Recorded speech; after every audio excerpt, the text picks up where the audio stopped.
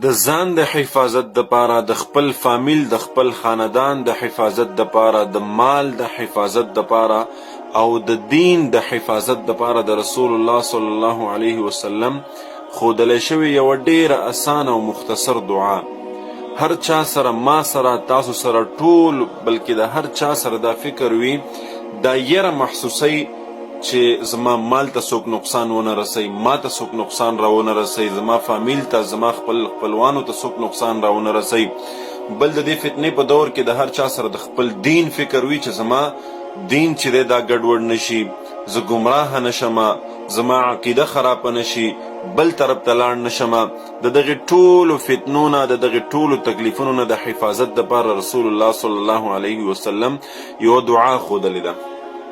او دا دعا یې په داسې موقع باندې ښودلې ده چې یو صحابي راغو رسول الله صلی الله علیه وسلم ته همدغه خبره وکړه، همدغه مشکل ورته بیان کو چې یا رسول الله صلی الله علیه وسلم، زه هر وخت په دې یره په دې فکر کې یم چې ما ته څوک نقصان راونه رسوي، زما مال ته څوک نقصان راونه رسوي، زما اهل و عیال ته څوک نقصان راونه رسوي، او زما عقیده او زما دین دا محفوظ پاتې شي.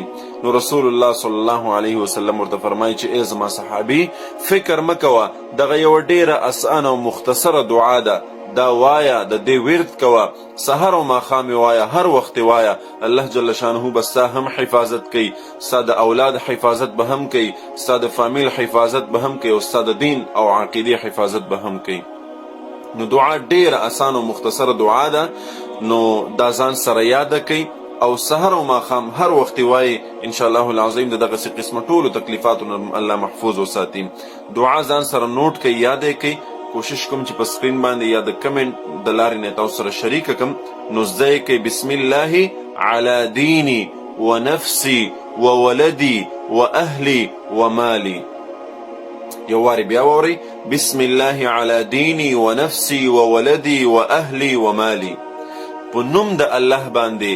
ګوره د دې دعا د مفهوم او د دې د ترجمې ته، د دې د معنا ته که موږ تاسو وګورو نو ډیره یو خوندوره معنا جوړیږي. د دې بسم الله علی دینی، د خپل لوی رب په نوم باندې زه خپل دین، خپل ځان، خپل مال، خپل اولاد، خپل اهل و عیال، دا هر څه خپل رب ته حواله کوم. نو کله چې موږ تاسو خپل هر څه خپل لوی رب ته حواله کو او په داسې بهتره طریقې سره حواله کو چې هغه ښودلې موږ ته رسول الله صلی الله علیه وسلم ده، نو بیا به ولې الله جل شانه زموږ او ستاسو د مال، زموږ او ستاسو د جان، زموږ او ستاسو د اهل و عیال حفاظت به ولې نه کوي؟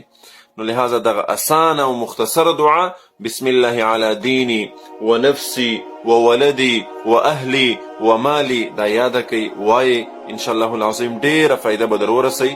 کوشش وکړئ نورو مسلمانانو سره، نورو دوستانو سره هم دغه دعا شریکه کوي، ترڅو نور مسلمانان، نور دوستان دغه دعا شروع کړي، په ثواب کې به ان شاء الله موږ تاسو ورسره برابر شریک یو، او دغه رنګې هغوی ته به هم د دې نه فایده ور ورسیږي. السلام علیکم ورحمت الله.